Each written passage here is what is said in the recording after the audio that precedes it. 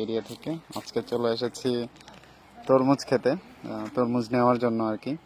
তো যে তরমুজ উঠায় রাখছে এগুলো বিক্রির জন্য। এই যে একটা ছোট্ট বাবু, এনে হচ্ছে তরমুজ ক্ষেতের মালিক। সবাই চলে এসেছে আর কি তরমুজ খাওয়ার জন্য। যে তরমুজ উঠায় রাখছে, অনেক তরমুজের এরকম হচ্ছে বিভিন্ন প্লট করা হচ্ছে ছোট ছোট করে। এগুলো থেকে সবগুলো থেকে উঠানো হয়েছে আর কি তরমুজগুলো। যদি দেখাই, এই যে এটা থেকে তরমুজ উঠানো শেষ, দু একটা করে তরমুজ আছে।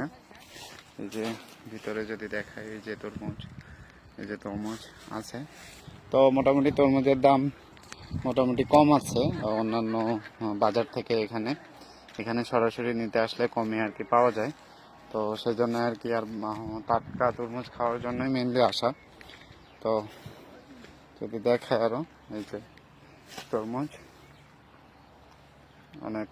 আর এখানে হচ্ছে মেনলি চাষাবাদের মেইন একটা লক্ষ্য আছে, যে হচ্ছে বৃষ্টির পানিতে যাতে গাছ নষ্ট না হয় বা আদার্স কোনো জিনিস নষ্ট না হয়।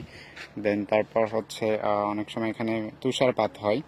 সব কিছু থেকে রক্ষা করার জন্য মেনলি যে পলিথিনের যে ছাউনিটা দেওয়া থাকে, এতে করে চাষাবাদ তাদের কিন্তু ভালো হয়। এবং হচ্ছে দেখেন তরমুজগুলো যদি দেখায় সম্পূর্ণভাবে, তরমুজগুলো অত্যন্ত সুন্দর হয় এই তরমুজগুলো।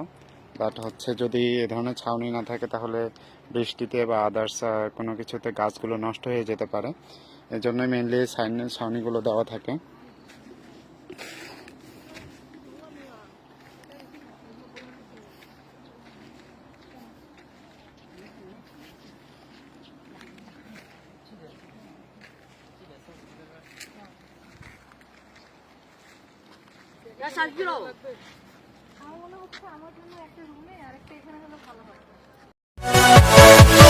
Yeah.